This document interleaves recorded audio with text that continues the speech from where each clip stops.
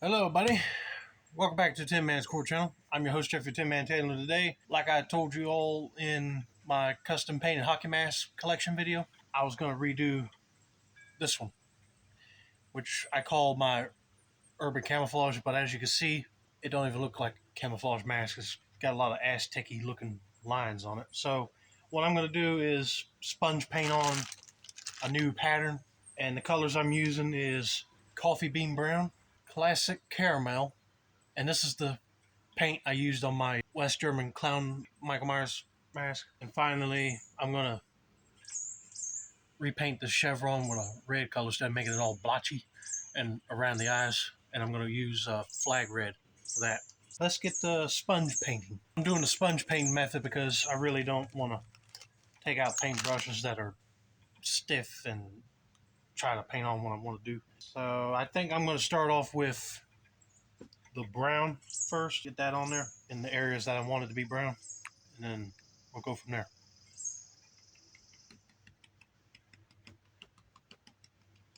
And the neat thing about painting camouflage patterns is you can do your own style of camouflage instead of making it look like a jigsaw puzzle. As long as you know it's camouflage looking enough, then you'll be good to go.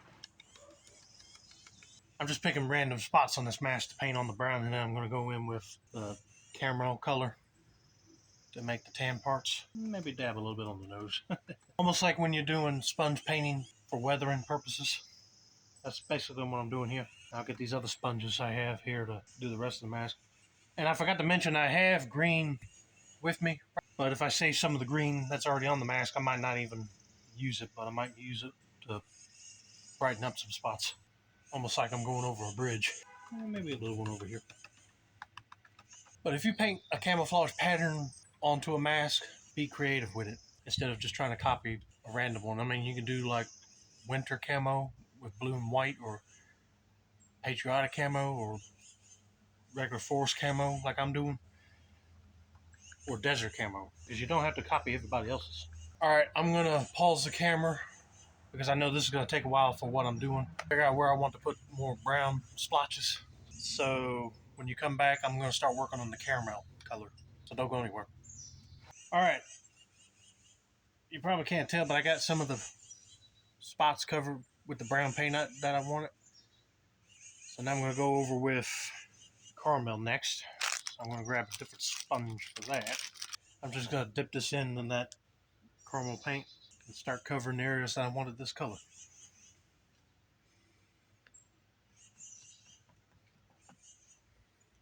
See, almost gave him a sand mustache.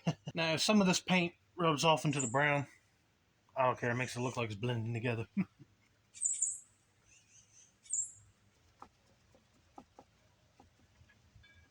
And like you see, if you look up an actual camouflage pattern, the colors that I'm putting on here, it would be just all over the place in random spots. So that's what I'm trying to emulate here.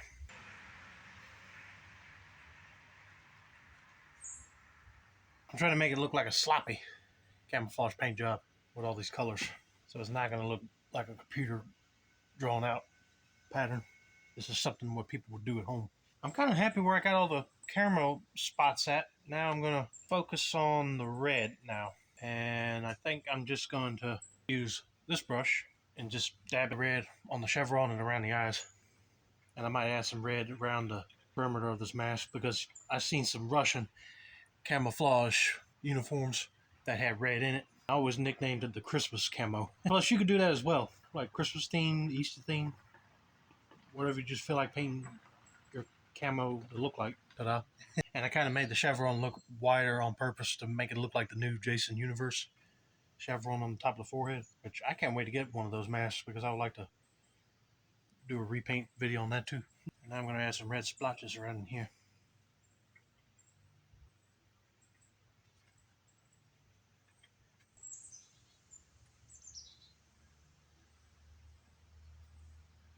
Now I'm sponging out red around the eyes just to make it really pop.